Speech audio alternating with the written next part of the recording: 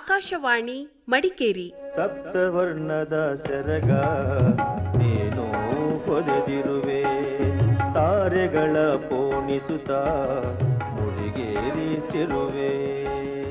ನಮ್ಮ ಪರಿಸರ ನಮ್ಮ ಭವಿಷ್ಯ, ಪರಿಸರ ಜಾಗೃತಿ ಕುರಿತ ಕಾರ್ಯಕ್ರಮ. ತಾರೆಗಳ ಪೋಣಿಸುತ್ತ ಮುಡಿಗೇರಿಸಿರುವೆ.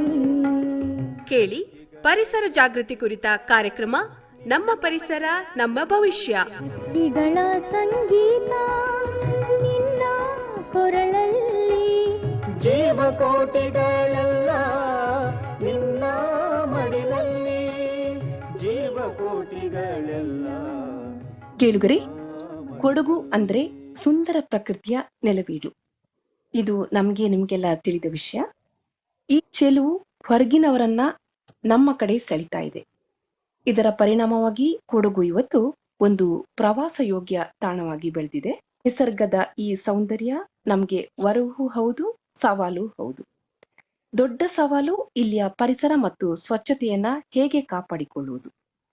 ಈ ಬಗ್ಗೆ ಸಂವಾದಕ್ಕೆ ಇವತ್ತು ನಮ್ಮ ಜೊತೆಗಿದ್ದಾರೆ ಮಡಿಕೇರಿಯ ಯುವ ಉತ್ಸಾಹಿ, ಸಾಮಾಜಿಕ ಹೋರಾಟಗಾರರಾದ ಮಾದೇಟಿರ ತಿಮ್ಮಯ್ಯ ಅವರು. ಸರ್ ನಮಸ್ತೆ. ನಮಸ್ತೆ. ಆಕಾಶವಾಣಿ ಎಲ್ಲರಿಗೂ, ಕೇಳುಗರಿಗೆ ಎಲ್ಲರಿಗೂ ನಮಸ್ತೆ. ಇವತ್ತಿನ ಈ ಮಾತುಕತೆಗೆ ನಿಮಗೆ ಪ್ರೀತಿಪೂರ್ವಕ ಸ್ವಾಗತ ಸರ್. Thank you. ಮೊದಲಿಗೆ ನಿಮ್ಮ ಮತ್ತು ನಿಮ್ಮ ಊರಿನ ಪರಿಚಯ ಮಾಡಿಕೊಡಿ ಸರ್. ಓಕೆ, ನಾನು ಮಾದೇಟಿರ ತಿಮ್ಮಯ್ಯ ಅಂತ. ನಾನು ಕಡಗದಾಳು ನಿವಾಸಿ. ಮಡಿಕೇರಿಯಿಂದ ಕೇವಲ 6 ಕಿಲೋಮೀಟರ್ ದೂರದಲ್ಲಿ ಒಂದು ಸುಂದರವಾದ ಗ್ರಾಮದಲ್ಲಿ, ವ್ಯಾಲಿ ಅಂತ ಹೇಳ್ಬೋದು, ಅಲ್ಲಿ ವಾಸಿಸ್ತಾ ಇದ್ದೀನಿ. ಕುಟುಂಬದ ಮೂಲ ನಾವು ಕಾಫಿ ಬೆಳೆಗಾರರು. ಅದೇ ರೀತಿ ನಾನು ಒಬ್ಬ ಉದ್ಯಮಿಯಾಗಿ ಕೂಡ, ಕೃಷಿ ಉದ್ಯಮಿಯಾಗಿ ನಾನು ಸಮಾಜದಲ್ಲಿ ಸೇವೆ ಸಲ್ಲಿಸ್ತಾ ಇದ್ದೀನಿ. Okay sir. ಕೊಡಗಿನ ಒಂದು ಸುಂದರ ಪ್ರದೇಶದಲ್ಲಿ ನೀವಿದ್ದೀರಿ. ಹೌದು ಹೌದು.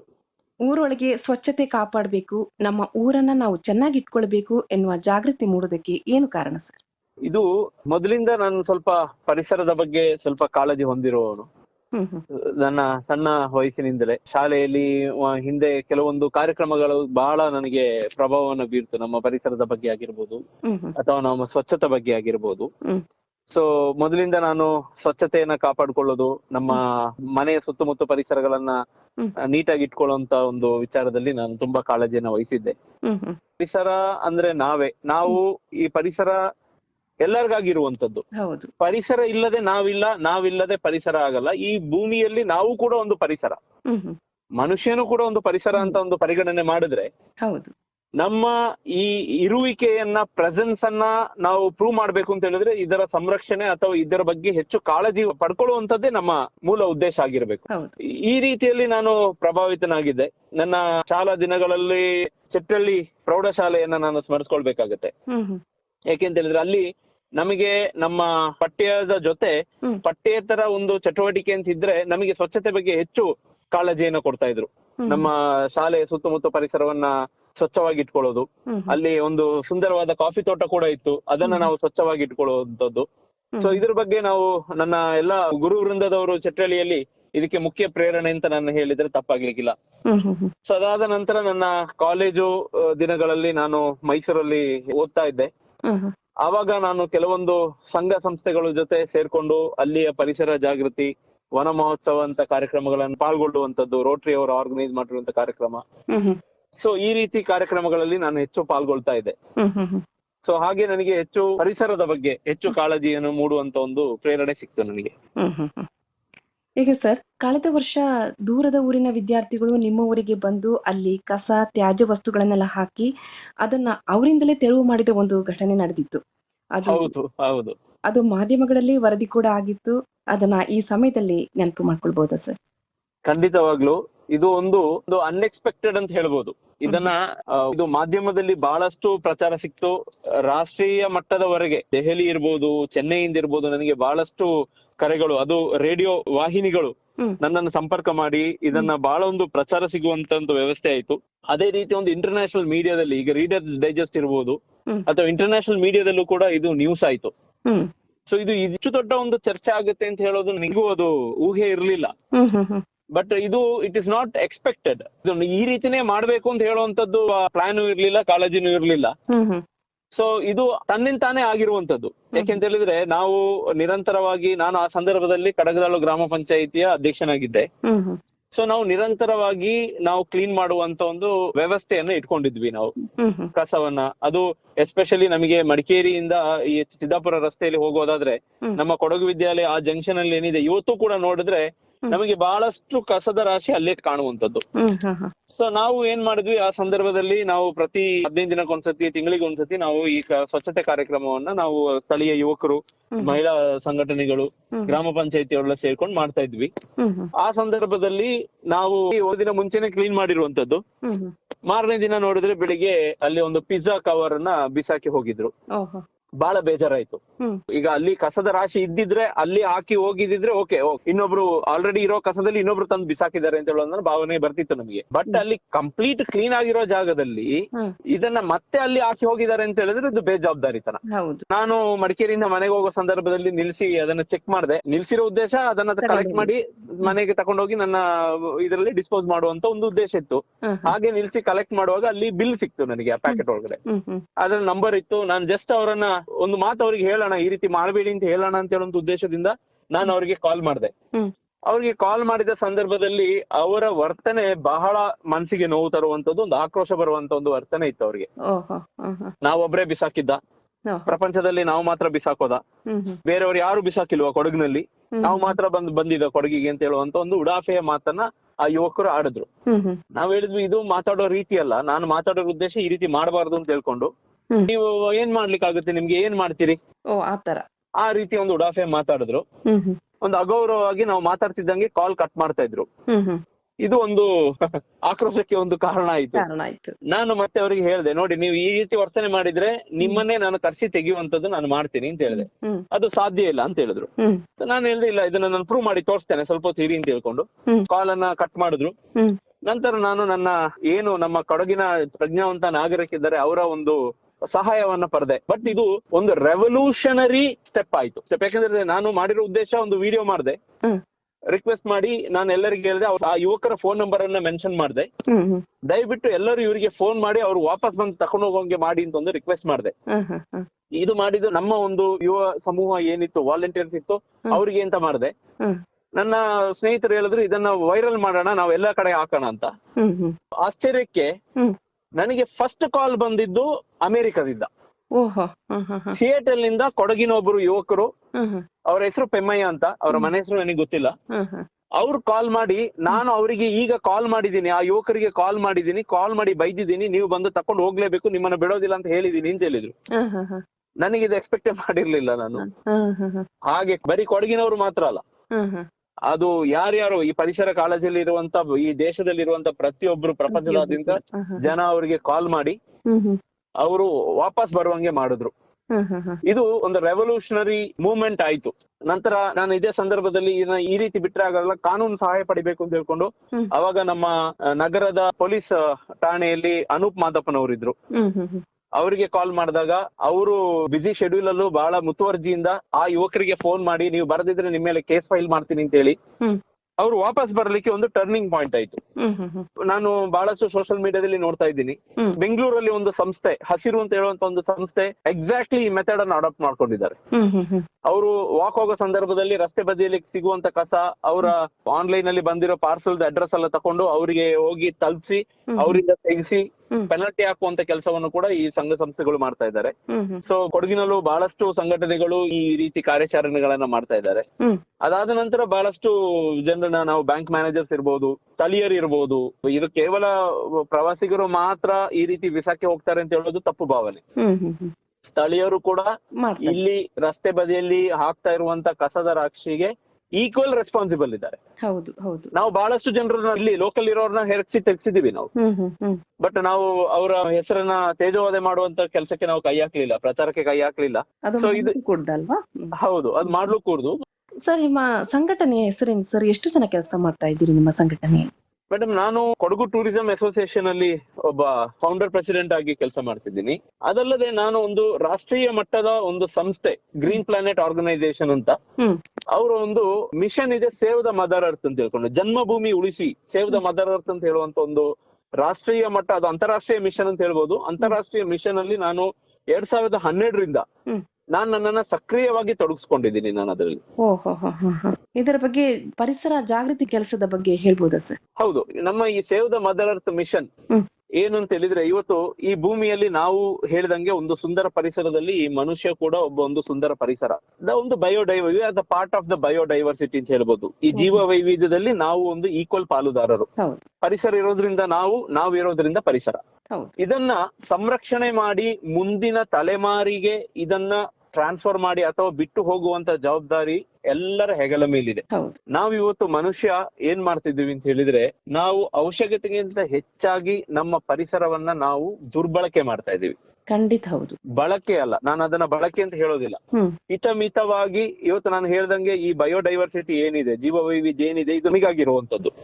ಸೊ ಇದರ ಬಳಕೆ ನಾವು ಹಿತಮಿತವಾಗಿ ನಮಗೆ ಎಷ್ಟು ಬೇಕೋ ಅಷ್ಟು ಮಾಡಿದ್ರೆ ನಾವು ಇವತ್ತು ಏನು ಪರಿಸ್ಥಿತಿ ನಾವು ಅನುಭವಿಸ್ತಾ ಇದ್ದೀವಿ ಅದು ಖಂಡಿತವಾಗಿ ಇರ್ತಾ ಇರಲಿಲ್ಲ. ಇದು ನಮ್ಮ ಮನುಷ್ಯನ ಸ್ವಾರ್ಥಕ್ಕೆ ನಾವು ದುರ್ಬಳಕೆಯನ್ನ ಮಾಡ್ತಾ ಇದ್ವಿ. ನಾವು ಪ್ರತಿಯೊಂದು ಆಕ್ಟಿವಿಟೀಸ್ ಏನ್ ಮಾಡ್ತಾ ಇದೀವಿ ಮನುಷ್ಯ, ಪರಿಸರಕ್ಕೆ ಮಾರಕವಾಗಿ ಅದು ವ್ಯತಿರಿಕ್ತ ಪರಿಣಾಮ ಬೀರ್ತಾ ಇದೆ ಹೊರತು ಪೂರಕವಾಗಿ ಸಸ್ಟೈನೇಬಲ್ ರೀತಿಯಲ್ಲಿ ಇದು ಡೆವಲಪ್ಮೆಂಟ್ ಆಗ್ತಾ ಇಲ್ಲ. ಹೌದು. ಸೊ ಹಾಗಾಗಿ ನಮ್ಮ ಈ save the mother earth mission main ಉದ್ದೇಶ ಏನು ಅಂತ ಹೇಳಿದ್ರೆ, creating awareness and providing solution. ನಾವು ಜಾಗೃತಿಯನ್ನು ಮೂಡಿಸ್ತಾ ಇದ್ದೀವಿ, ಅದ್ರ ಜೊತೆಗೆ ನಾವು ಆ ಸಮಸ್ಯೆಗೆ ಯಾವ ರೀತಿ ಪರಿಹಾರವನ್ನ ಕಂಡುಕೊಳ್ಬಹುದು. ನಾವೀಗ ಇಡೀ ಒಂದೇ ದಿನಕ್ಕೆ ನಾವೆಲ್ಲ ಬದಲಾವಣೆ ಮಾಡ್ಲಿಕ್ಕೆ ಸಾಧ್ಯ ಇಲ್ಲ. ಯಾಕೆಂದ್ರೆ ನಾವ್ ಏನು ಡ್ಯಾಮೇಜ್ ಮಾಡಿದೀವಿ ಅದು ಎಷ್ಟೋ ವರ್ಷದಿಂದ ಈ ಡ್ಯಾಮೇಜ್ಗಳು ಕಂಟಿನ್ಯೂ ಆಗ್ತಾ ಬರ್ತಾ ಇದೆ. ಸೊ ಇದನ್ನ ಎಲ್ಲೋ ಒಂದು ಸಣ್ಣ ಚೇಂಜಸ್ ಅನ್ನ, ಸಣ್ಣ ಪ್ರಮಾಣದ ಒಂದು ಬದಲಾವಣೆಯನ್ನ ನಾವು ಮಾಡಿದ್ರೆ ಅದು ಈ ಪರ್ಯಾವರಣಕ್ಕೆ, ಈ ಪರಿಸರಕ್ಕೆ ದೊಡ್ಡ ಒಂದು ಕಾಂಟ್ರಿಬ್ಯೂಷನ್ ಅಂತ ಹೇಳಿದ್ರೆ ತಪ್ಪಾಗ್ಲಿಕ್ಕಿಲ್ಲ. ಖಂಡಿತ ಹೌದು. ಈ ನಿಟ್ಟಿನಲ್ಲಿ ನಾವು ಜಾಗೃತಿ ಮೂಡಿಸುವಂತ ಕೆಲಸವನ್ನ ಮಾಡ್ತಾ ಇದೀವಿ. ಈ ಮಿಷನ್ ಏನಿದೆ ಆಲ್ ಓವರ್ ಇಂಡಿಯಾ, ಜಮ್ಮು ಕಾಶ್ಮೀರದಿಂದ ಕನ್ಯಾಕುಮಾರಿವರೆಗೆ ನಾವು ಜಾಗೃತಿ ಕಾರ್ಯಕ್ರಮವನ್ನ ಮಾಡ್ತಾ ಇದೀವಿ. ಇದು ಎಲ್ಲ ಡೈಮೆನ್ಷನ್ ಅಲ್ಲಿ ಇದೆ. ಪರಿಸರ ಸಂರಕ್ಷಣೆ ಯಾವ ರೀತಿಯಲ್ಲಿ ಮಾಡಬಹುದು, ಮರ ಗಿಡಗಳನ್ನ ನಡುವಂತ ವಿಚಾರ ಇರ್ಬೋದು, ಅಥವಾ ನದಿಯ ಸಂರಕ್ಷಣೆ ಇರ್ಬೋದು, ಅಥವಾ ಕೃಷಿಗೆ ಸಂಬಂಧಪಟ್ಟಿರುವಂತದ್ದು ಇರ್ಬೋದು. ಇಲ್ಲಿ ಒಂದು ನಾನು ಆಡ್ ಮಾಡ್ಲಿಕ್ಕೆ ಇಚ್ಛೆ ಪಡ್ತೀನಿ ಅಂತ ಹೇಳಿದ್ರೆ, ಪರ್ಯಾವರಣಕ್ಕೆ ದೊಡ್ಡ ಮಟ್ಟದಲ್ಲಿ ಡ್ಯಾಮೇಜ್ ಆಗ್ತಿರೋದು ಕೃಷಿಯಿಂದ ತುಂಬಾ ದೊಡ್ಡ ಮಟ್ಟದಲ್ಲಿ ಡ್ಯಾಮೇಜ್ ಆಗ್ತಾ ಇದೆ. ಇದ್ರ ಬಗ್ಗೆ ಯಾರು ಚಿಂತನೆ ಮಾಡ್ತಾ ಇಲ್ಲ. ಯಾವ ತರ ಡ್ಯಾಮೇಜ್ ಅಂತ ಹೇಳ್ತೀರಾ ಸರ್? ಇವತ್ತು ಪರಿಸರ ಸಂರಕ್ಷಣೆ ಅಂತ ಹೇಳಿದ್ರೆ ಎಲ್ಲರೂ ಏನು ತಿಳ್ಕೊಂಡ್ಬಿಟ್ಟಿದ್ದಾರೆ ಅಂತ ಹೇಳಿದ್ರೆ, ನಾನು ಎಲ್ಲೋ ಒಂದ್ ಕಡೆ ವರ್ಷಕ್ಕೊಂದ್ಸತಿ ವನ ಮಹೋತ್ಸವದಲ್ಲಿ ಹೋಗ್ಬಿಟ್ಟು ಒಂದು ಗಿಡ ನಟ್ಬಿಟ್ರೆ, ಅಥವಾ ಎಲ್ಲೋ ಒಂದ್ ಕಡೆ ಒಂದು ಮರ ಗಿಡ ನೆಟ್ಬಿಟ್ಟು, ಅಥವಾ ಯಾವ್ದೋ ಒಂದು ಸಂಘ ಸಂಸ್ಥೆಗಳ ಜೊತೆ ನಾನು ಸ್ವಚ್ಛತೆಯಲ್ಲಿ ಪಾಲ್ಗೊಂಡು ಬಿಟ್ರೆ ನಾನು ಪರಿಸರ ಸಂರಕ್ಷಣೆಯಲ್ಲಿ ನಾನು ಸಂಪೂರ್ಣವಾಗಿ ತೊಡಗಿಸ್ಕೊಂಡಿದ್ದೀನಿ ಅಂತ ಹೇಳುವಂತ ಭಾವನೆ ಇದೆ. ಹೌದು. ಕೇವಲ ಮರ ನಡೋದ್ರಿಂದ ಪರಿಸರ ಸಂರಕ್ಷಣೆ ಸಾಧ್ಯ ಇಲ್ಲ. ಖಂಡಿತ ಹೌದು, ಮರ ನಡೋದು ಒಂದು ಇಂಪಾರ್ಟೆಂಟ್ ಆಕ್ಟಿವಿಟಿ, ಅದು ರೆಗ್ಯುಲರ್ ಆಗಿರ್ಬೇಕು. ಮರ ನಡುವಿಕೆ ಕಾರ್ಯಕ್ರಮ ಏನಿದೆ ಅದು ರೆಗ್ಯುಲರ್ ಆಗಿ ನಮ್ಮ ಜೀವನ ಪರ್ಯಂತ ಮರ ನಡುವಂತ ಕೆಲಸವನ್ನು ನಾವು ಮಾಡ್ಬೇಕು. ಹೌದು. ಈ ನಿಟ್ಟಿನಲ್ಲಿ ನಾವು ಅದೊಂದು ದೊಡ್ಡ ಮಟ್ಟದಲ್ಲಿ ಜಾಗೃತಿ ಮಾಡ್ತಿದ್ವಿ. ಆ ಸಬ್ಜೆಕ್ಟ್ ಬರ್ತೀನಿ ನನ್ನ ಕೊನೆಯಲ್ಲಿ. ಇವತ್ತು ಕೃಷಿಯಲ್ಲಿ ಯಾವ ರೀತಿ ನಾವು ಡ್ಯಾಮೇಜ್ ಮಾಡ್ತಾ ಇದೀವಿ, ನನ್ನನ್ನ ಈ ಕೃಷಿ ಕ್ಷೇತ್ರದಲ್ಲಿ ಈ save the mother earth mission ಅಲ್ಲಿ ಹೆಚ್ಚು ತೊಡಗಿಸ್ಕೊಳ್ಳುವಂತದ್ದು ಒಂದು ಪ್ರೇರಣೆ ನೀಡಿದ್ದು ಅಂತ ಹೇಳಿದ್ರೆ, ನನಗೆ 2012ರಲ್ಲಿ ನಾನೊಂದು ಮಲೇಷ್ಯಾದಲ್ಲಿ ಒಂದು ಗ್ಲೋಬಲ್ ಎನ್ವೈರನ್ಮೆಂಟಲ್ ವೆಲ್ನೆಸ್ ಮಿಷನ್ ಅಂತ ಹೇಳುವಂತ ಕಾರ್ಯಕ್ರಮದಲ್ಲಿ ನಾನು ಪಾಲ್ಗೊಂಡೆ. ಅಲ್ಲಿ ವಿಶ್ವಮಟ್ಟದ ವಿಜ್ಞಾನಿಗಳು ಬಂದು ಯಾವ ರೀತಿ ಕೃಷಿ ಕ್ಷೇತ್ರದಲ್ಲಿ ನಮಗೆ ಪರಿಸರಕ್ಕೆ ಡ್ಯಾಮೇಜ್ ಆಗ್ತಿದೆ ಅಂತ ಹೇಳೋದನ್ನ ನಮಗೆ ಮನದಟ್ಟು ಮಾಡಿಕೊಟ್ರು. ಸೊ ಇದರಲ್ಲಿ ಒಂದು ಮುಖ್ಯವಾಗಿ ಏನು ಅಂತ ಹೇಳಿದ್ರೆ, ಇವತ್ತು ನಾಸಾ ಕೂಡ ಅದರ ಬಗ್ಗೆ ಒಂದು ದೊಡ್ಡ ಅಭಿಯಾನವನ್ನು ನಡೆಸ್ತಾ ಇದೆ. ಸಾವಯವ ಇಂಗಾಲ ಅಂತ ಹೇಳೋದು ಏನಿದೆ, ಇದು ಮಣ್ಣಿನಲ್ಲಿ ಇರಬೇಕಾಗಿರುವಂತ ಅಂಶ. ಇದರಿಂದ ಏನಾಗುತ್ತೆ, ಇದು ನೇರವಾಗಿ ನಮ್ಮ ಮಳೆ ಬೀಳುವ ಪ್ರಕ್ರಿಯೆಗೆ ನೇರವಾಗಿ ಸಂಬಂಧ ಇದೆ. ಸಾವಯವ ಇಂಗಾಲ ಅಂತ ಹೇಳೋದು ಮಣ್ಣಿನಲ್ಲಿ ಇರುವಂತ ಒಂದು ತೇವಾಂಶವನ್ನ ಹಿಡಿದಿಡುವಂತ ಕೆಲಸ. ಇದರಿಂದ ಈ ತೇವಾಂಶದಿಂದ ಏನಾಗುತ್ತೆ, ಮರಗಳಿಗೆ ನಿರಂತರವಾಗಿ ನೀರಿನ ಪೂರೈಕೆ ಆಗುತ್ತೆ. ಈ ನೀರಿನ ಪೂರೈಕೆಯಿಂದ ಇದು ಆವಿಯಾಗುವಂತ ಪ್ರಕ್ರಿಯೆ ನಮಗೆ ಗೊತ್ತಿದೆ. ಮರದಲ್ಲಿ ಏನು ಫೋಟೋಸಿಂಥಸಿಸ್ ಪ್ರಕ್ರಿಯೆ ಆಗುತ್ತೆ, ಇದರಿಂದ ನಮಗೆ ಆವಿ ಆಗುತ್ತೆ. ಆವಿ ಆಗೋದ್ರಿಂದ ಮೋಡ ಫಾರ್ಮೇಶನ್ ಆಗುತ್ತೆ. ಮೋಡ ಫಾರ್ಮೇಶನ್ ಆಗೋದ್ರಿಂದ ಮಳೆ ಬರುತ್ತೆ. ಇದು ಸರಿಯಾದ ಸಮಯಕ್ಕೆ ಬರ್ತಾ ಇದೆ. ಈ ಪ್ರಕ್ರಿಯೆ ನಡೆದ್ರೆ ಸರಿಯಾದ ಸಮಯಕ್ಕೆ ಮಳೆ ಸಿಗುತ್ತೆ ನಮಗೆ. ಇದರಿಂದ ಏನಾಗುತ್ತೆ, ನಮ್ಮ ಕೃಷಿ ಇರ್ಬೋದು ಅಥವಾ ಮಾನವನ ಪ್ರತಿಯೊಂದು ಚಟುವಟಿಕೆಗೆ ಪೂರಕವಾದ ಒಂದು ಪ್ರೇರಣೆ ಆಗುತ್ತೆ. ಬಟ್ ಇವತ್ತು ಏನಾಗ್ತಾ ಇದೆ, ಇವತ್ತು ಸಿಗ್ತಾ ಇರುವಂತ ಮಳೆ ಅಕಾಲಿಕ ಮಳೆಗಳು ಸಿಗ್ತಾ ಇದೆ ನಮಗೆ. ಸಮುದ್ರದಲ್ಲಿ ಉಂಟಾಗುವಂತ ಸುಳಿಗಾಳಿಯಿಂದ ಮಳೆ ಬರುವಂತದ್ದು, ಅಕಾಲಿಕ ಮಳೆ ಬರುವಂತದ್ದು, ಅದು ಕೂಡ ಸೂಕ್ತ ರೀತಿಯಲ್ಲಿ ನಮಗೆ ಸಿಗುವಂತ ಮಳೆ ಇಲ್ಲ. ಬಹಳ ರಭಸದಿಂದ ಬರುತ್ತೆ. ಇದರಿಂದ ನಮಗೆ ಬಹಳಷ್ಟು ಹಾನಿ ಆಗುತ್ತೆ. ನಮ್ಮ ಲ್ಯಾಂಡ್ ಸ್ಲೈಡಿಂಗ್ ಇರ್ಬೋದು, ಅಥವಾ ನಮ್ಮ ಕೃಷಿಯಲ್ಲೇ ತಕೊಂಡ್ರೆ ನಮ್ಮ ಟಾಪ್ ಸಾಯಿಲ್ ಎರೋಷನ್ ಇರ್ಬೋದು, ಬೆಳೆ ಹಾನಿ ಇರ್ಬೋದು. ಇವತ್ತು ನೋಡಿ ಆಲಿಕಲ್ಲು ಮಳೆ ಹೆಚ್ಚಾಗಿ ಬರ್ತಾ ಇದೆ. ಕೇಳದಂತ ಜಾಗದಲ್ಲ ಆಲಿಕಲ್ಲು ಮಳೆ ಬರ್ತಾ ಇದೆ. ಇದೆಲ್ಲ ನಡೀತಿರುವಂತ ಒಂದು ಕ್ಲೈಮೇಟ್ ಚೇಂಜ್, ಏನು ಪ್ರಾಪಂಚಿಕವಾಗಿ ಒಂದು ಕ್ಲೈಮೇಟ್ ಚೇಂಜ್ ಅಂತ ಹೇಳುವಂತ ಒಂದು ಇಶ್ಯೂ ಇದೆ.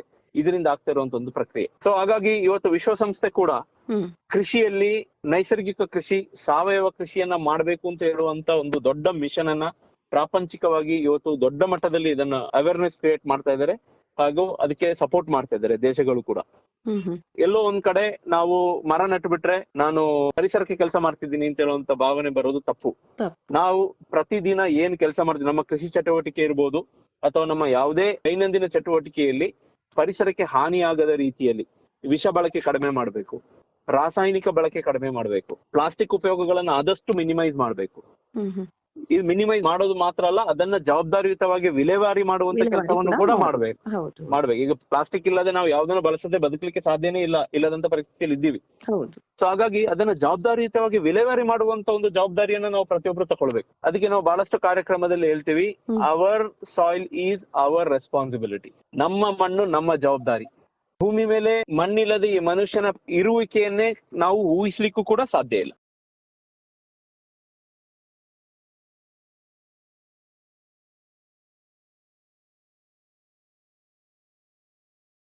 ಹೌದು ಸರಿ. ಈಗ ಪ್ರವಾಸೋದ್ಯಮಕ್ಕೆ ಬಂದ್ರೆ, ಕೊಡಗಿನಲ್ಲಿ ಪ್ರವಾಸೋದ್ಯಮ ಬೆಳೀತಾ ಇದೆ, ಹೋಮ್ ಸ್ಟೇ, ರೆಸಾರ್ಟ್ಗಳು ಸಾಕಷ್ಟು ಬೆಳೆದಿವೆ.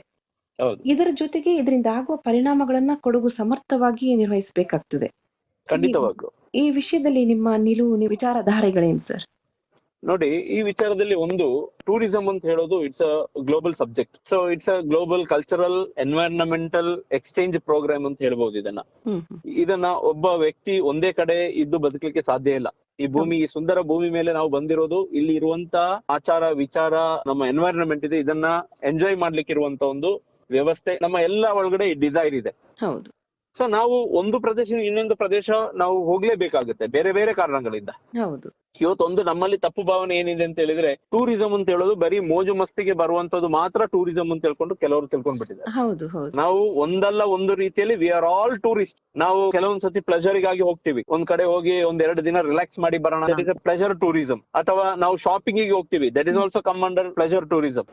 ಸೊ ನಾವು ಮೈಸೂರು, ಮಂಗಳೂರು, ಬೆಂಗಳೂರು, ಬೇರೆ ಬೇರೆ ಊರುಗಳಲ್ಲಿ ನಾವು ಶಾಪಿಂಗ್ ಮಾಡ್ಲಿಕ್ಕೆ ಹೋಗ್ತೀವಿ. we are going for the tourism only.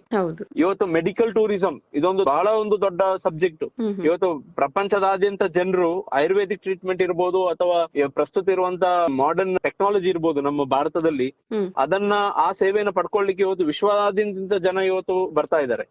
ಕೊಡಗಿಗೂ ಕೂಡ ಬರ್ತಾ ಇದ್ದಾರೆ. ಪ್ರಪಂಚದಾದ್ಯಂತ ಜನರು ಹೈ ಪ್ರೊಫೈಲ್ ಪೀಪಲ್ ಇವತ್ತು ಕೊಡಗಿಗೆ ಆಯುರ್ವೇದಿಕ್ ಟ್ರೀಟ್ಮೆಂಟ್ ತಗೊಂಡು ಹೋಗ್ಲಿಕ್ಕೆ ಬಹಳಷ್ಟು ಜನ ಬರ್ತಾ ಇದ್ದಾರೆ. ಸೊ ಇದು ಮೆಡಿಕಲ್ ಟೂರಿಸಂ ಕ್ಯಾಟಗರಿಯಲ್ಲಿ ಬರುತ್ತೆ. ಇವತ್ತು ನಮ್ಮ ಮಕ್ಕಳು ಹೊರಗಡೆ ಓದ್ಲಿಕ್ಕೆ ಹೋಗ್ತಾರೆ. This is educational tourism.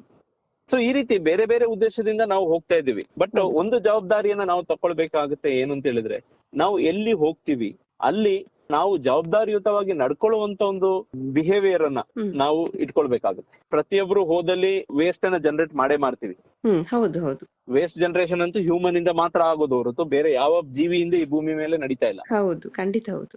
ಈ ವೇಸ್ಟ್ ಜನರೇಷನ್ ಅನ್ನ ಜವಾಬ್ದಾರಿಯುತವಾಗಿ ವಿಲೇವಾರಿ ಮಾಡುವಂತ ಕೆಲಸವನ್ನ ನಾವು ಓದಲ್ಲಿ ಕೂಡ ಮಾಡ್ಬೇಕು. ಇವತ್ತು ಬಹಳಷ್ಟು ಜನ ನಾವು ಏನ್ ಮಾಡ್ತೀವಿ ಅಂತ ಹೇಳಿದ್ರೆ, ನನ್ನ ಮನೆ ನನ್ನ ಪರಿಸರ ಚೆನ್ನಾಗಿದ್ರೆ ಸಾಕು, ನಾನು ಹೊರಗಡೆ ಹೋದ್ರೆ ಪ್ಲಾಸ್ಟಿಕ್ ಬಾಟ್ಲು ಪ್ಲಾಸ್ಟಿಕ್ ಕವರ್ ಏನಿದೆ ಅದನ್ನ ಸಿಕ್ಕಿದಲ್ಲಿ ಬಿಸಾಕಿ ಹೋಗುವಂತ ಕೆಲಸವನ್ನ ನಾವು ಮಾಡ್ತಾ ಇದೀವಿ. ಸೊ ಅದರಲ್ಲಿ ಪ್ರಜ್ಞಾವಂತ ನಾಗರಿಕಿದ್ದಾರೆ, ಎಲ್ಲರೂ ಮಾಡ್ತಾರೆ ಅಂತ ಹೇಳ್ತಾ ಇಲ್ಲ ನಾನು. ಕೆಲವೊಬ್ರು ಪ್ರಜ್ಞಾವಂತರು ಖಂಡಿತವಾಗಿ ಅದನ್ನ ವಾಪಸ್ ತಂದುಬಿಟ್ಟು ತಮ್ಮ ಮನೆಯಲ್ಲಿ ವಿಲೇವಾರಿ ಮಾಡುವಂತ ಕೆಲಸವನ್ನು ಮಾಡ್ತಾರೆ. ಬಟ್ ನಾವು ಈ ನಮ್ಮ ಊರನ್ನ ಬಿಟ್ಟು ಹೊರಗಡೆ ಹೋದ್ಮೇಲೆ ಏನು ಒಂದು ನಡವಳಿಕೆ ಇದೆ ಅದು ಸಂಪೂರ್ಣವಾಗಿ ಬದಲಾಗ್ಬಿಡುತ್ತೆ. ಯಾಕಂದ್ರೆ ಇಲ್ಲಿ ಯಾರು ನೋಡಲ್ಲ, ಅಲ್ಲಿ ಹೋದ್ಮೇಲೆ ಯಾರು ನೋಡಲ್ಲ. ಸೊ ಅದರಿಂದ ನಾವು ವ್ಯತಿರಿಕ್ತವಾಗಿ ನಡ್ಕೊಳ್ತೀವಿ. ನಾವ್ ಹೇಗಿದ್ರು ಸರಿ ಅಂತ ಹೇಳ್ಕೊಂಡು ನಾವು ಮಾಡ್ತೀವಿ. ಅದೇ ರೀತಿ ಕೊಡಗಿಗೆ ಬರುವಂತ ಪ್ರವಾಸಿಗರು ಕೂಡ ಅಷ್ಟೇ, ಪ್ರತಿ ಸಂದರ್ಭದಲ್ಲಿ ನಾವು ಮನವಿ ಮಾಡ್ಕೊಳ್ತೀವಿ. ಇಲ್ಲಿ ಬಂದಾಗ ಕೂಡ ಅಷ್ಟೇ, ನೀವು ಜವಾಬ್ದಾರಿಯುತವಾಗಿ ನಡ್ಕೊಳ್ಳಿ. ಏನು ವೇಸ್ಟ್ ಜನರೇಷನ್ ಇದೆ ಅದನ್ನ ನೀವು ತಂಗಿರುವಂತ ಹೋಮ್ ಸ್ಟೇಗಳಲ್ಲಿ ಅದನ್ನ ವಿಲೇವಾರಿ ಮಾಡಿ, ಅಥವಾ ನಿಮ್ಮ ವಾಹನಗಳಲ್ಲಿ ತಕೊಂಡು ನಿಮ್ಮ ಮನೆಗೆ ಹೋಗಿ, ರಸ್ತೆ ಬದಿಯಲ್ಲಿ ಬಿಸಾಕಿ ಹೋಗ್ಬೇಡಿ. ಮತ್ತೆ ನಮ್ಮ ಇಲ್ಲಿ ಪ್ರಸ್ತುತ ಇರುವಂತ ಇವತ್ತು ರೆಸಾರ್ಟ್ ಗಳು ಇರ್ಬೋದು, ಹೋಮ್ ಸ್ಟೇಗಳಿರ್ಬೋದು, ಹೋಟೆಲಿಯರ್ಸ್ ಇರ್ಬೋದು, ನಮ್ಮ ಪ್ರಾಪರ್ಟಿಯಲ್ಲಿ ಬಂದು ತಂಗುವಂತಹ ಗೆಸ್ಟ್ ಗಳಿಗೆ ನಾವು ಅವೇರ್ನೆಸ್ ಅನ್ನ ಕ್ರಿಯೇಟ್ ಮಾಡ್ಬೇಕಾಗುತ್ತೆ. ದಯವಿಟ್ಟು ಕಸವನ್ನ ಎಲ್ಲಿ ಬಿಸಾಕ್ಬೇಡಿ ಅಂತ. ಮತ್ತೆ ಇನ್ನೊಂದು ತಲೆನೋವಾಗಿರೋದು ಪ್ಲಾಸ್ಟಿಕ್ ಬಾಟಲ್ಸ್. ಇವ್ರು ಬರೋರೆಲ್ಲ ನೀರನ್ನ ಖರೀದಿ ಮಾಡ್ಕೊಳ್ತಾರೆ, ಖಾಲಿ ಆದ್ಮೇಲೆ ಬಿಸಾಕಿ ಹೋಗ್ತಾರೆ.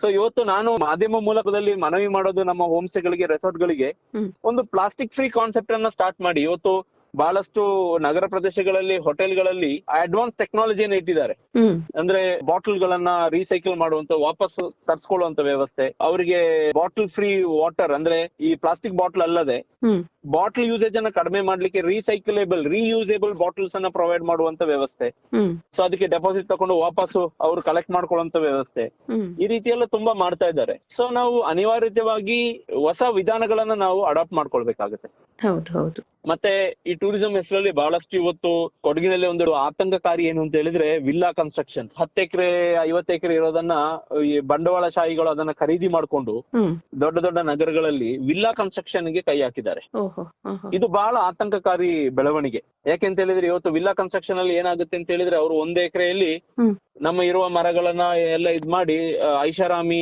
ವಿಲ್ಲಾಗಳನ್ನ ಸ್ವಿಮ್ಮಿಂಗ್ ಪೂಲ್ ಆಗಿ ಕನ್ಸ್ಟ್ರಕ್ಟ್ ಮಾಡಿ ಹ್ಮ್ ಅದನ್ನ ಮಾರಾಟ ಮಾಡುವಂತ ವ್ಯವಸ್ಥೆಗೆ ಕೈ ಹಾಕಿದ್ದಾರೆ. ಇದು ಒಂದು ಬಹಳ ಆತಂಕಕಾರಿ. ಇವತ್ತು ಹೋಮ್ ಸ್ಟೇ, ರೆಸಾರ್ಟ್ ಅಥವಾ ಇದರಿಂದ ಹಾನಿ ಸಂಪೂರ್ಣವಾಗಿ ಇಲ್ಲ ಅಂತ ಹೇಳಲಿಕ್ಕಾಗಲ್ಲ. ಹ್ಮ್ ಇದೆ, ಕೆಲವು ಮಟ್ಟಿಗೆ ಕೆಲವೊಂದು ರೆಸಾರ್ಟ್ಗಳು ತುಂಬಾ ಪರಿಸರ ಕಾಳಜಿಯಿಂದ ಡೆವಲಪ್ ಆಗ್ತಾ ಇದೆ. ಹೌದು ಕೆಲವೊಬ್ರು ಕಂಪ್ಲೀಟ್ಲಿ ಕಮರ್ಷಿಯಲ್ ಆಗಿ ಡೆವಲಪ್ ಮಾಡ್ತಿದ್ದಾರೆ. ಹೌದು. ಇದಕ್ಕೆ ಹೆಚ್ಚು ಅವಕಾಶ ನಾವು ಸ್ಥಳೀಯರು ಮಾಡಿಕೊಡೋದ್ರಿಂದನೇ ಇದೆಲ್ಲ ನಡೀತಾ ಇದೆ. ಸ್ಥಳೀಯರು ಆರ್ಗನೈಸ್ ಆಗ್ಬೇಕು. ಹೌದು ಖಂಡಿತ ಹೌದು. ನಾನು ನೇರವಾಗಿ ಹೇಳ್ತೀನಿ ಏನಂತ ಹೇಳಿದ್ರೆ, ಈ ಸುಂದರ ಭೂಮಿ ಕೊಡಗನ್ನ ಪ್ರಿಸರ್ವ್ ಮಾಡೋದು ನಮ್ಮ ಕೈಯಲ್ಲಿದೆ. ಹೌದು ಬಂಡವಾಳಶಾಹಿಗಳು ಬರೋದು ಇಲ್ಲಿ ಪ್ರಾಫಿಟ್ ಮಾತ್ರ ನೋಡ್ತಾರೆ ಹೊರತು ಹೌದು ಅವರಿಗೆ ಇಲ್ಲಿ ಪರಿಸರ ಸಂರಕ್ಷಣೆಯದು ಅವಶ್ಯಕತೆ ಅವರಿಗಿಲ್ಲ. ಹೌದು. ಸೊ ಇದನ್ನ ನಾವು ಪ್ರಿವೆಂಟ್ ಮಾಡ್ಬೇಕು. ಒಂದು ಸಸ್ಟೈನೇಬಲ್ ಟೂರಿಸಂ ಅಂತ ನಿಲ್ಸ್ಲಿಕ್ಕಂತೂ ಸಾಧ್ಯ ಇಲ್ಲ. ಹ್ಮ್ ಬಟ್ ಇಲ್ಲಿ ನಾವು ಒಂದು ಸಸ್ಟೈನೇಬಲ್ ಡೆವಲಪ್ಮೆಂಟ್ ಅನ್ನ ನಾವು ಮಾಡ್ಬೇಕು ಅಂತ ಹೇಳಿದ್ರೆ ನಾವು ಸ್ಥಳೀಯರು ಆರ್ಗನೈಸ್ ಆಗ್ಬೇಕಾಗುತ್ತೆ. ಹೌದು ಹೌದು. ನಾವು ಒಂದು ಪಾಲಿಸಿಯನ್ನ ತರಬೇಕಾಗುತ್ತೆ. ಈಗ ಹೊರಗಡೆ ಹಂಪಿ ಈ ಕಡೆ ಎಲ್ಲ ತಕೊಂಡ್ರೆ ಇಟ್ಸ್ ಹೆರಿಟೇಜ್ ಟೂರಿಸಂ ಅಂತ ಹೇಳ್ತಾರೆ. ಹ್ಮ್ ಹ್ಮ್ ಹ್ಮ್ ಕೋಸ್ಟಲ್ ಕರ್ನಾಟಕ ತಕೊಂಡ್ರೆ ಇಟ್ಸ್ ಕೋಸ್ಟಲ್ ಟೂರಿಸಂ, ಅಂದ್ರೆ ಸೀ ಶೋರ್ ಟೂರಿಸಂ ಅಂತ ಹೇಳ್ತಾರೆ ಅದಕ್ಕೆ. ಹ್ಮ್ ಹ್ಮ್ ಹ್ಮ್ ಬಟ್ ಇವತ್ತು ಕೊಡಗಿಗೆ ತಕೊಂಡ್ರೆ ನಾವು ಒಂದು ಡಿಫ್ರೆಂಟ್ ಪಾಲಿಸಿಯನ್ನು ಇಂಪ್ಲಿಮೆಂಟ್ ಮಾಡ್ಬೇಕಾಗುತ್ತೆ. ಅದು ಇಟ್ಸ್ ಎನ್ವೈರನ್ಮೆಂಟಲ್ ಟೂರಿಸಂ ಅಥವಾ ಇಕೋ ಸೆನ್ಸಿಟಿವ್ ಟೂರಿಸಂ ಅಂತ ಹೇಳುವಂತ ಒಂದು ಕಾನ್ಸೆಪ್ಟ್ ಅನ್ನ ಸರ್ಕಾರದ ವತಿಯಿಂದ ನಾವು ಅದನ್ನ ಇಂಪ್ಲಿಮೆಂಟ್ ಮಾಡಿಸಿ ಅದಕ್ಕಿರುವಂತ ಒಂದು ಸ್ಪೆಷಲ್ ಪಾಲಿಸಿಯನ್ನ ಡಿಸೈನ್ ಮಾಡಿದ್ರೆ ಅದು ನಮ್ಮ ಈ ಪರಿಸರವನ್ನ ಸಂರಕ್ಷಣೆ ಮಾಡೋ ನಿಟ್ಟಿನಲ್ಲಿ ತುಂಬಾ ಅನುಕೂಲ ಆಗುತ್ತೆ ಅಂತ ಹೇಳೋದು ನನ್ನ ಅಭಿಪ್ರಾಯ. Okay sir. ಸರ್, ಈಗ ಸುತ್ತಮುತ್ತಲಿನ ಸ್ವಚ್ಛತೆ ಕಾಪಾಡುವುದು ಮತ್ತು ಗಿಡ ಮರ ಬೆಳೆಸುವುದು ಇಂಥ ವಿಚಾರಗಳಲ್ಲಿ ವಿದ್ಯಾರ್ಥಿಗಳು ಪ್ರಾಯೋಗಿಕವಾಗಿ ತೊಡಗಿಕೊಳ್ಳುವ ಹಾಗೆ ಮಾಡಲು ಅವಕಾಶ ಇಲ್ವಾ ಸರ್? ಖಂಡಿತ ಇದೆ. ನಾವು ಈ ಹಿಂದೆ ಒಂದು ಕಾರ್ಯಕ್ರಮವನ್ನ ನಾನು ನನ್ನ ಮನೆಯಲ್ಲೇ ಪ್ರಾರಂಭ ಮಾಡಿದ್ದೆ. ಓಹೋ. ನಾನು ಬಹಳ ಸೋಷಿಯಲ್ ಮೀಡಿಯಾಗಳಲ್ಲಿ ನಾನು ಈ ಅಭಿಯಾನವನ್ನ ಪ್ರಾರಂಭ ಮಾಡಿದ್ದೆ. ಕಾರಣಾಂತರಗಳಿಂದ ಇದನ್ನ ನನಗೆ ಮುಂದೆ ತಕೊಂಡು ಹೋಗ್ಲಿಕ್ಕೆ ಸಾಧ್ಯ ಆಗ್ಲಿಲ್ಲ. ಇನ್ನು ತುಂಬಾ ಇಚ್ಛೆ ಇದೆ. ಮುಂದಿನ ದಿನಗಳಲ್ಲಿ ಖಂಡಿತವಾಗಿ ಇದನ್ನು ಆರ್ಗನೈಸ್ಡ್ ವೇಯಲ್ಲಿ ನಾನು ಕಾರ್ಯರೂಪಕ್ಕೆ ತರ್ತೀವಿ, ನಾವು ನಮ್ಮ ವಾಲಂಟಿಯರ್ ಸೇರಿಸಿ. ಏನು ಅಂತ ಹೇಳಿ ನಾನು ಆಗ್ಲೇ ಹೇಳ್ದಂಗೆ ಈ ಮರ ಗಿಡಗಳನ್ನ ಬೆಳೆಸುವಂತ ಪ್ರಕ್ರಿಯೆ ಯಾವತ್ತು ವರ್ಷಕ್ಕೊಂದು ಅಲ್ಲ. ಹೌದು, ಇದು ನಿರಂತರ ಪ್ರಕ್ರಿಯೆ ಆಗ್ಬೇಕು. ಇವತ್ತು ವಿದ್ಯಾರ್ಥಿ ಜೀವನದಲ್ಲಿ ಅಥವಾ ಯಾರಾದ್ರೂ ಒಬ್ಬರನ್ನ ಕೇಳಿದ್ರೆ, ನೀವು ಯಾರಾದ್ರೂ ಒಂದು ಮರ ನಟ್ಟಿದ್ದೀರಾ ಅಂತ ಕೇಳಿದ್ರೆ 85 to 90% ಹೇಳ್ಬೋದು ನಟ್ಟಿರ್ಲಿಕ್ಕಿಲ್ಲ ಅವರು. ಹೌದು, ಇಲ್ಲ ಅಂತಾನೆ ಹೇಳುದು. ಇಲ್ಲ ಅಂತಲೇ ಹೇಳ್ತಾರೆ. ಕೆಲವರು ವರ್ಷಕ್ಕೊಂದ್ಸತಿ ವನ ಮಹೋತ್ಸವದಲ್ಲಿ ನನ್ನ ಕಾಲೇಜು ದಿನಗಳಲ್ಲಿ ನಾನು ಒಂದು ಗಿಡ ನಟ್ಟಿದ್ದೆ, ಆ ಗಿಡ ಇದೆಯೇ ಇಲ್ಲೋ ಅಂತ ಹೇಳೋದು ಗೊತ್ತಿಲ್ಲ ಅವರಿಗೆ. ಇವತ್ತು ನಾವು ಮಾಡ್ಬೇಕಾಗಿರೋದು ಏನು ಅಂತ ಹೇಳಿದ್ರೆ, ನೋಡಿ, ಒಬ್ಬ ಮನುಷ್ಯನಿಗೆ ಪ್ರತಿ ವರ್ಷ ಒಂದು ಹುಟ್ಟಿದಬ್ಬ ಬರುತ್ತೆ. ಇದು ನನ್ನ ಮನೆಯಲ್ಲಿ ನಾನು ಪ್ರಾರಂಭ ಮಾಡಿರೋದು ನನ್ನ ಮಕ್ಕಳಿಂದ. ಪ್ರತಿ ವರ್ಷ ನನ್ನ ಹುಟ್ಟಿದಬ್ಬಕ್ಕೆ ನಾನು ಒಂದು ಮರವನ್ನ ನಡ್ತೇನೆ. ಆ ಮರವನ್ನ ನಾನು ಬೆಳೆಸುವಂತ ಜವಾಬ್ದಾರಿಯನ್ನ ನಾನು ತಗೊಳ್ತೇನೆ. ಅದು ಕೇವಲ ನಟ್ಟು ಬಿಟ್ಬಿಟ್ರೆ ಮರ್ತೋದ್ರೆ ಆಗೋದಿಲ್ಲ. ನಾನು 5ನೇ ಕ್ಲಾಸಿನಲ್ಲಿ ಇದ್ದಾಗ 9-10 ವರ್ಷ ಇರ್ಬೋದು, ಗೊತ್ತಿಲ್ಲ, ಯೋಚನೆ ಇಲ್ಲ. ನಾನೊಂದು ಮಾವಿನ ಗಿಡ ನಟ್ಟಿದ್ದು ನನಗೆ ಯೋಚನೆ ಇದೆ. ಆ ಮಾವಿನ ಗಿಡ ಇವತ್ತು ಬೆಳೆದು ದೊಡ್ಡ ಒಂದು ಹೆಮ್ಮರವಾಗಿದೆ. ಅದು ನೋಡುವಾಗ ನನಗೆ ಬಹಳ ಖುಷಿ ಆಗುತ್ತೆ. ಅದು ಫಲ ಕೊಡುವಾಗ ತಿನ್ನುವಾಗ ಎಷ್ಟು ಸಂತೋಷ ಕೊಡುತ್ತೆ ಅಲ್ವಾ? ಹೌದು, ಅದು ಯಾವ ಬ್ರೀಡ್ ಅಲ್ಲ, ಅದೊಂದು ಕಾಡು ಮರ ಅಂತ ಹೇಳ್ಬೋದು. ಕಾಡು ಮಾವಿನ ಮರ ಇವತ್ತು ದೊಡ್ಡ ಹೆಮ್ಮರವಾಗಿ ಬೆಳೀತಾ ಇದೆ. ಅದನ್ನ ನಾನು ಪ್ರತಿದಿನ ಎದ್ದು ನೋಡುವಾಗ ನನಗೊಂದು ಹೆಮ್ಮೆ ಅನ್ಸುತ್ತೆ. ನಾನಿದು 5ನೇ ಕ್ಲಾಸ್ ಅಲ್ಲಿ ನಟ್ಟಿರುವಂತದ್ದು ತುಂಬಾ ಚೆನ್ನಾಗಿ ಬರ್ತಿದೆ ಅಂತ ಹೇಳ್ಕೊಂಡು ಇದನ್ನ ನಾನು ನನ್ನ ಮಗನಿಂದ ನಡೆಸಿದ್ದೇನೆ. ಪ್ರತಿ ಬರ್ತ್ಡೇಗೆ ನಾವು ಒಂದು ಸಂಕಲ್ಪವನ್ನು ಮಾಡ್ಬೇಕಾಗುತ್ತೆ. ಪ್ರತಿ ಬರ್ತ್ಡೇಗೆ ನಾನು ಒಂದು ನನ್ನ ಜನ್ಮದಿನದ ಅಂಗವಾಗಿ ಒಂದು ಮರವನ್ನ ನಡ್ತೇನೆ. ಆ ಮರವನ್ನ ನಾನು ಬೆಳೆಸ್ತೇನೆ ಅಂತ ಅದಕ್ಕೆ ಗೊಬ್ಬರ ಹಾಕಿ ನೀರ್ ಹಾಕಿ ನಾವು ಬೆಳೆಸೋದು ನಮ್ಮ ಜವಾಬ್ದಾರಿ. ಯೋಚನೆ ಮಾಡಿ, ನಮ್ಮ 50 ವರ್ಷ ನಾವು ಬದುಕಿದ್ರೆ 50 ಮರ ನಟ್ಟಿದ ಒಂದು ಕಾಂಟ್ರಿಬ್ಯೂಷನ್ ಈ ಭೂಮಿಗೆ ಕೊಡ್ಬೋದಾ ಅಲ್ವಾ? ಇವತ್ತು ನಮಗಿರೋ ಪಾಪ್ಯುಲೇಷನ್ ಅಲ್ಲಿ ಹುಟ್ಟಿದಬ್ಬ ಪ್ರತಿಯೊಬ್ಬರಿಗೂ ಇದೆ, ಪ್ರತಿದಿನ ಇದೆ. ಪ್ರತಿಯೊಬ್ಬರು ಈ ಸಮಾಜದಲ್ಲಿ ಒಂದೊಂದು ಹುಟ್ಟಿದಬ್ಬವನ್ನು ಆಚರಣೆ ಮಾಡೋ ದಿನದಲ್ಲಿ ಒಂದೊಂದು ಮರವನ್ನ ನಟ್ರೆ ಯೋಚನೆ ಮಾಡಿ, ಒಂದು ತಿಂಗಳಿಗೆ ಎಷ್ಟು ಮರ ನಡ್ಬೋದು ನಾವು ಅಲ್ವಾ? ಏನು ಈ ಗ್ಲೋಬಲ್ ವಾರ್ಮಿಂಗ್ ಅಂತ ಹೇಳುವಂತ ಚಾಲೆಂಜ್ ಇದೆ, ಇದನ್ನ ನಾವು ಕೆಲವೇ ವರ್ಷಗಳಲ್ಲಿ ನಾವು ಇದನ್ನ ಓವರ್ಕಮ್ ಮಾಡ್ಬೋದು. ಇದನ್ನ ಮಾಡ್ಲೇಬೇಕಾಗಿದೆ. ಯಾಕೆಂದ್ರೆ ನಾನು ಇಲ್ಲೊಂದು ವಿಚಾರವನ್ನ ನಾನು ಹೇಳ್ಬೇಕಾಗುತ್ತೆ. ನಾನು ಮೊನ್ನೆ ಯಾವ್ದೋ ಒಂದು ಇಂಟರ್ನ್ಯಾಷನಲ್ ರಿಪೋರ್ಟ್ ಅನ್ನ ಓದ್ತಾ ಇದ್ದೆ ಅಂದ್ರೆ ಕ್ಲೈಮೇಟ್ ಚೇಂಜ್. ಇದನ್ನ ಕೊಟ್ಟವ್ರು ಯಾರು ಅಂತ ಹೇಳಿದ್ರೆ inter government panel of scientist. ಅವರು ಒಂದು ರಿಪೋರ್ಟ್ ಅಲ್ಲಿ ಹೇಳ್ತಾರೆ, ನಮ್ಮ ಭೂಮಿ ಇವತ್ತು ಇರ್ರಿವರ್ಸೇಬಲ್ ಸಿಚುವೇಶನ್ ಅನ್ನ, ಕ್ಲೈಮೇಟ್ ಚೇಂಜ್ ಅಲ್ಲಿ ಇರ್ರಿವರ್ಸೇಬಲ್ ಪರಿಸ್ಥಿತಿಗೆ ತಲುಪಿದೆ ಅಂತ ಹೇಳ್ಕೊಂಡು. Inter government panel of climate change indicates the earth is on a brink of irreversible damage to the climate. So ನಾವು ಇವತ್ತು ಅದನ್ನ ರಿವರ್ಸ್ ಮಾಡದಂತ ಪರಿಸ್ಥಿತಿಗೆ ಬಂದಿದೀವಿ ನಾವು. ಹೌದು. ನಮ್ಮ United Nations secretary general Antonio Guterres ಅವರು ಒಂದು ಹೇಳಿಕೆಯನ್ನ ಬಿಡುಗಡೆ ಮಾಡ್ತಾರೆ, humanity is on the thin ice ಅಂತ. And this ice is melting very fast. ಈ ಐಸ್ ಮೆಲ್ಟ್ ಆದ್ರೆ ಈ ಪ್ರಪಂಚದಿಂದ ಇನ್ನೊಂದು 100-150 ವರ್ಷದಲ್ಲಿ ಮನುಷ್ಯ ಅಂತ ಹೇಳುವಂತ ಜೀವಿ ವಿನಾಶ ಆಗ್ಬಿಡ್ತಾನೆ. ಇವತ್ತು ಹೇಗೆ ಡೈನೋಸಾರ್ಗಳು ಕಂಪ್ಲೀಟ್ ಆಗಿ ನಾಶ ಆಗಿದೆ, ಮನುಷ್ಯ ನೆಕ್ಸ್ಟ್ ಮನುಷ್ಯನೇ. ಹೌದು. ಇದಕ್ಕೆ ಕಾರಣ ಮನುಷ್ಯ. ಸರ್, ಈಗ ನಾವು ಎಚ್ಚರದಿಂದ ಇದ್ರೆ ನಮ್ಮ ಸುತ್ತಮುತ್ತಲಿನ ಪರಿಸರ ಚೆನ್ನಾಗಿರುವ ಹಾಗೆ ನೋಡಿಕೊಳ್ಳೋದು ಏನು ಕಷ್ಟ ಇಲ್ಲ. ಖಂಡಿತವಾಗ್ಲೂ ಕಷ್ಟ ಇಲ್ಲ. ಈ ನಿಟ್ಟಿನಲ್ಲಿ ಮುಖ್ಯವಾಗಿ ಯುವಕ ಯುವತಿಯರಿಗೆ, ಅದರಲ್ಲೂ ಮಕ್ಕಳಿಗೆ, ವಿದ್ಯಾರ್ಥಿಯರಿಗೆ ನಿಮ್ಮ ಕಿವಿ ಮಾತೇನು ಸರ್? ನಾವು ಈ ಭೂಮಿಯಲ್ಲಿ ನಾವು ಹುಟ್ಟಿದೀವಿ, ಇದು ಆಕಸ್ಮಿಕವಾದ ಜನನ. ನಾವು ಹೌದು. ಇವತ್ತು ನಾವು ಇದನ್ನ ಅನುಭವಿಸಿ ಮುಂದಿನ ಪೀಳಿಗೆಗೆ ನಾವು ಇದನ್ನ ಹಸ್ತಾಂತರ ಮಾಡಿ ಹೋಗ್ಬೇಕು. ಪರ್ಮನೆಂಟ್ ಆಗಿ ಇಲ್ಲಿ ಯಾರು ಇರ್ಲಿಕ್ಕೆ ಸಾಧ್ಯ ಇಲ್ಲ. ಹೌದು. We are all tourist on this earth. ಪರಿಸರದ ಸಂಪತ್ತು ಅಂತ ಹೇಳೋದು ಏನಿದೆ, ಇದನ್ನ ನಾವು ಜವಾಬ್ದಾರಿಯುತವಾಗಿ ಲಿಮಿಟೆಡ್ ಆಗಿ ನಾವು ಬಳಸಬೇಕು ಅಂತ ಹೇಳುವಂತ ಒಂದು ಕರೆಯನ್ನ ನಾವು ಕೊಡ್ತೀವಿ. ಜವಾಬ್ದಾರಿಯುತವಾಗಿ ಹಾಗೂ ಅವಶ್ಯಕತೆಗೆ ಬೇಕಾಗುವಷ್ಟು ಮಾತ್ರ. ಇದನ್ನ ದುರ್ಬಳಕೆ ಮಾಡೋದು ಖಂಡಿತ ಇದು ಅಪರಾಧ. ನಾವು ಈ ಭೂಮಿ ತಾಯಿಯ ಮೇಲೆ ಮಾಡ್ತಾ ಇರುವಂತ ಅತ್ಯಾಚಾರ, ದುರ್ಬಳಕೆ ಮಾಡುವಂತದ್ದು. ನಾವು ಸ್ವಾರ್ಥ ಬಿಟ್ಟು ನಾವು ಯಾವುದೇ ಒಂದು ಕೆಲಸವನ್ನ ಮಾಡುವಾಗ ಇದರಿಂದ ಏನು ಪರಿಣಾಮ ಬೀರುತ್ತೆ, ಇದು ಪರಿಸರಕ್ಕೆ ಪೂರಕವಾದ ಪರಿಣಾಮ ಬರುತ್ತಾ ಅಥವಾ ಮಾರಕವಾದ ಪರಿಣಾಮ ಬರುತ್ತಾ ಅಂತ ಹೇಳೋದನ್ನ ಯೋಚನೆಯನ್ನ ನಾವು ಪ್ರತಿಯೊಂದು ಹೆಜ್ಜೆಯಲ್ಲಿ ತಗೊಳ್ಬೇಕಾಗುತ್ತೆ. ನಾನು ಯುವಕ ಯುವತಿಯರಿಗೆ ಹೇಳೋದೇನಂತ ಹೇಳಿದ್ರೆ, ಪ್ರಪಂಚ ಇವತ್ತು ಬದಲಾವಣೆಯ ಪರ್ವದಲ್ಲಿದೆ. ನಾವೆಲ್ಲರೂ ಒಂದಾಗ್ಬೇಕು. ನಾವೆಲ್ಲ ಒಂದು ಪ್ಲಾಟ್ಫಾರ್ಮ್ ಅಲ್ಲಿ ಬಂದು ಇದೊಂದು ದೊಡ್ಡ ಅಭಿಯಾನದ ರೀತಿಯಲ್ಲಿ ಮೊದಲು ಎಜುಕೇಶನ್ ಅವೇರ್ನೆಸ್ ಕ್ರಿಯೇಟ್ ಮಾಡುವಂತ ಕೆಲಸವನ್ನ ಮಾಡ್ಬೇಕು. ಅವೇರ್ನೆಸ್ ಜೊತೆಗೆ ಸೊಲ್ಯೂಷನ್ ಅನ್ನು ಕಂಡುಕೊಳ್ಳುವಂತ ವ್ಯವಸ್ಥೆಯನ್ನ ನಾವು ಮಾಡ್ಬೇಕು. ನಮ್ಮ ಸುತ್ತಮುತ್ತ ಪರಿಸರದಲ್ಲಿ ಮರ ನಡೋದು, ಅದನ್ನ ಹೆಚ್ಚು ಕಾಳಜಿಯನ್ನು ಬೆಳೆಸುವಂತದ್ದು. ಇವತ್ತು ಸಣ್ಣ ಮಕ್ಕಳಿದ್ದಾರೆ ಹೈಸ್ಕೂಲ್ ಅಲ್ಲಿ ಮತ್ತೆ ಪ್ರೈಮರಿ ಸ್ಕೂಲ್ ಅಲ್ಲಿ ಓದ್ತಾ ಇರುವಂತ ಮಕ್ಕಳು, ಅವರು they are the future generation.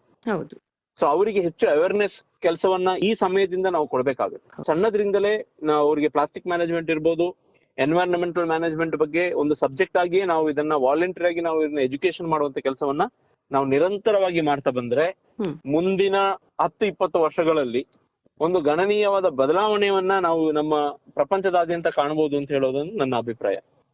ತುಂಬಾ ಧನ್ಯವಾದಗಳು ಮಾದಿಟಿರ ತಿಮ್ಮಯ್ಯನವರೇ. ಸ್ಥಳೀಯರು ಪ್ರಜ್ಞಾವಂತರಾಗಿದ್ರೆ, ಅಲ್ಲಿ ಒಗ್ಗಟ್ಟು ಇದ್ರೆ ಆಯಾ ಊರಿನ ಯಾವುದೇ ಸಮಸ್ಯೆಯನ್ನ ಬಗೆಹರಿಸುವುದು ಕಷ್ಟವಾಗದು ಎನ್ನುವುದಕ್ಕೆ ನಿಮ್ಮ ಮಾತು, ನಿಮ್ಮ ಊರಿನ ಸಮಾನ ಮನಸ್ಕರ ಹೋರಾಟವೇ ಸಾಕ್ಷಿ. ಕೊಡಗಿನಲ್ಲಿ ಮಾತ್ರವಲ್ಲ, ಎಲ್ಲ ಕಡೆಯೂ ಇಂಥ ಪರಿಸರ ಕಾಳಜಿ ಹೊಂದಿರುವ ಜಾಗೃತ ನಾಗರಿಕರ ತಂಡ ಕ್ರಿಯಾಶೀಲವಾಗಿರಲಿ ಅನ್ನುವುದು ನಮ್ಮ ಹಾರೈಕೆ. ನಿಮ್ಮ ಅಮೂಲ್ಯ ಮಾತುಗಳಿಗಾಗಿ ಧನ್ಯವಾದಗಳು ಸರ್. ನಮಸ್ಕಾರ. ಧನ್ಯವಾದಗಳು madam. Thank you so much. ಇದುವರೆಗೆ ನಮ್ಮ ಪರಿಸರ ನಮ್ಮ ಭವಿಷ್ಯ ಈ ಮಾಲಿಕೆಯಲ್ಲಿ ಸಾಮಾಜಿಕ ಕಾರ್ಯಕರ್ತ ಹಾಗೂ ಪರಿಸರ ಹೋರಾಟಗಾರ ಮಾದಿಟಿರ ತಿಮ್ಮಯ್ಯ ಅವರೊಂದಿಗೆ ಸಂದರ್ಶನವನ್ನ ಕೇಳಿದಿರಿ. ಸಪ್ತವರ್ಣದ ಸೆರಗ ನೀನು ಹೊದೆದಿರುವೆ, ತಾರೆಗಳ ಪೋಣಿಸುತ್ತ ಮುಡಿಗೇರಿಸಿರುವೆ. ಇದುವರೆಗೆ ನಮ್ಮ ಪರಿಸರ ನಮ್ಮ ಭವಿಷ್ಯ ಪರಿಸರ ಜಾಗೃತಿ ಕುರಿತ ಕಾರ್ಯಕ್ರಮ ಕೇಳಿದಿರಿ.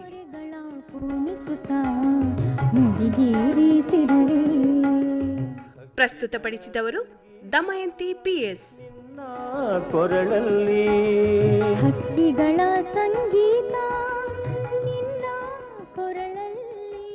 ಈ ಕಾರ್ಯಕ್ರಮ ಆಕಾಶವಾಣಿ ಮಡಿಕೇರಿ ಕೇಂದ್ರದಿಂದ ಮೂಡಿಬಂತು.